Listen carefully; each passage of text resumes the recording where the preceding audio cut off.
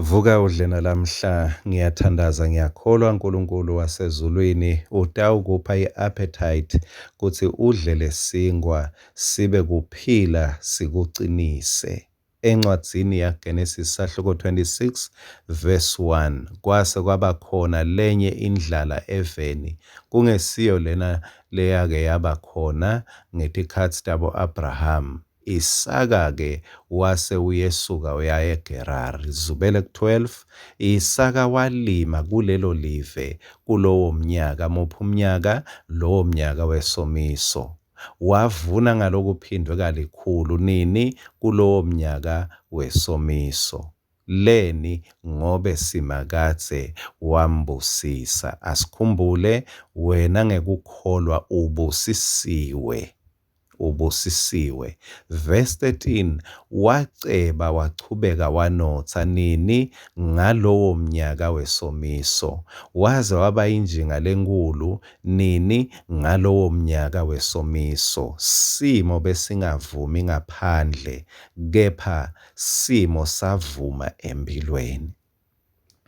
KuGalatia 6 verse 10 lithi ngakho-ke njengobe sinemathuba nje asende lokuhle kubo bonke bantfu ikakhulu kubendlu yaketfu yekukholwa.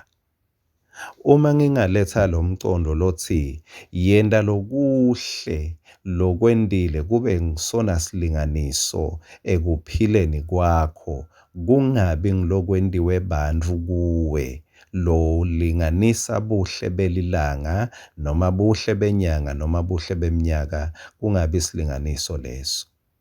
Kusho ukuthi lilanga lisukele unalokuhle. Thani lilanga lakho likuhambele kahle, liviki likuhambele kahle noma inyanga ikuhambele kahle ngekuthi ukhone kwenta lokuhle, ukhone kuhlanyela. Ungathi likuhambele kahle ngenxa yokuthi uchithe ama-hour langu-12 kahle, kepha ngenxa yokuthi kulama-hour kunalokuhle lotendele kona lokuhlanyele. Kule ndzaba yayisaka sibona Isaka lesimo sesomiso siyamveta yena esikhundleni sekuthi simcwilise.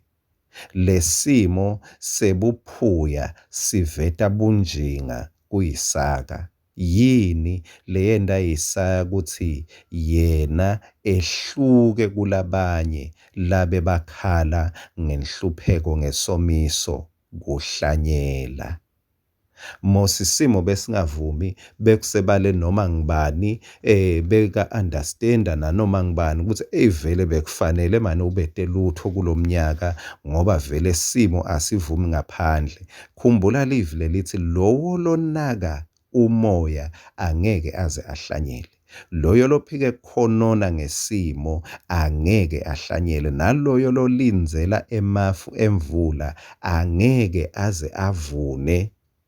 Uyeva, angeke aze avune. Lolinzela emafu, lolinza simo ukuthi Nkosi yami kwaze kwaba ngcono nje, saze saphuma nje ku-lockdown. Mine ngidaka ukuthi lithi walinza simo ngeke uvune.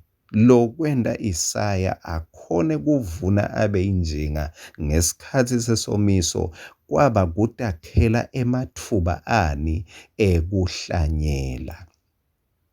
LiBhayibheli-ke liyasikhuthaza la kubaseGalatia ukuthi lokuhlanyela lekumele sibe nako emcondweni wethu kwenta lokuhle kubo bonke bantfu.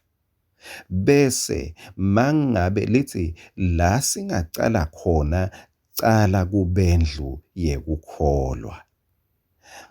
uNkulunkulu kwangathi angabusisa wonke lotawubuka lilanga lakhe, abuke liviki lakhe, abuke inyanga, abuke umnyaka, awubuke ngemehlo Isaka athi lo mnyaka lo ngifuna kusebenzisa lithuba ekuhlanyeleni, ekwendeleni bantfu lokuhle other than kukhonona ngesimo lesikhona ngaphandle.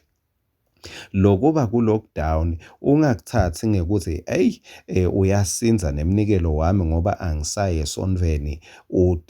Le simo waze wamela kunikela ngoba simo sesikahle. Angeke uvune ngoba umele imvula. Lo mele emafu emvula angeke avune. Thola indlela yekukhulula kwenta lokuhle umnikelo wakho, hhayi ngoba usendlini yelisondvo, kepha ngoba utakhela emathuba. As long bantfu bakhona, sebentisa lithuba ukuthi ubhekise lokuhle kuhlanyela kubantfu. Kunekuthi ungamela kuba sesonveni ukuthi ungakwenda lokuhle. Naka-ke, Isaya wahlanyela, kwamila, kwaba nesivuno emasimini. Emasimu aveta tibhuluja, kepha akushiwo ukuthi emasimu aba rich aceba. Kuthiwa Isaka, lolo wahlanyela waceba. Nalo liciniso lengifuna uhambe nalo, liphile kuwe, ulende likunikete kuphila, nawe usatimisela ngalo. Amen.